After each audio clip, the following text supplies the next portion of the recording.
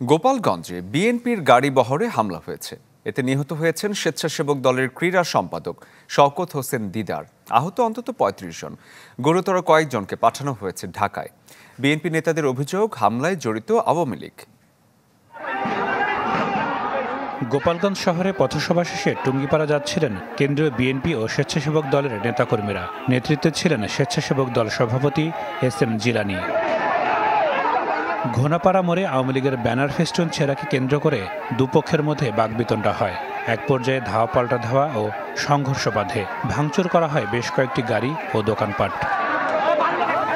হামলায় আহত হন স্বেচ্ছাসেবক দল সভাপতি ও তার স্ত্রী রওশনারা রত্নাসহ ৩৫ জন। তাদের নেওয়া হয় স্থানীয় হাসপাতালে। গুরুতর কয়েকজনকে পাঠানো হয় ঢাকায়। সংঘর্ষের ৩ ঘণ্টা পর ঘটনাস্থল থেকে উদ্ধার করা হয় স্বেচ্ছাসেবক দলের ক্রীড়া সম্পাদক শওকত হোসেন দিদারের মরদেহ।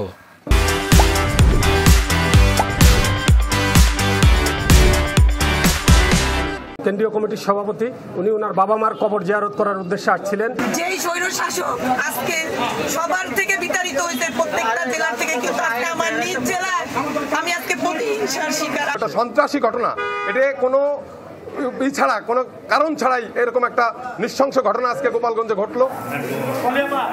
বিএনপি নেতাদের দাবি, হামলায় আওয়ামী লীগ নেতাকর্মীরাই জড়িত। তবে এই নিয়ে যোগাযোগের চেষ্টা করেও পাওয়া যায়নি আওয়ামী লীগের কাউকে।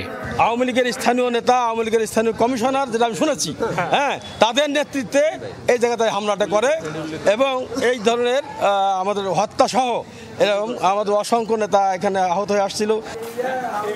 কে বা কারা এই হামলা চালিয়েছে তাৎক্ষণিকভাবে জানাতে পারেনি পুলিশ। প্রচন্ড বৃষ্টির ভিতরে তো আমরা কেবল আসলাম, আইসে দেখতে আবার তো ঝামেলা নাই, আমরা দেখতেছি ভালো, এখন শান্ত। সংঘর্ষের কারণে ঢাকা খুলনা মহাসড়কে বেশ কিছু সময় বন্ধ থাকে যান চলাচল। Desk report, channel 24।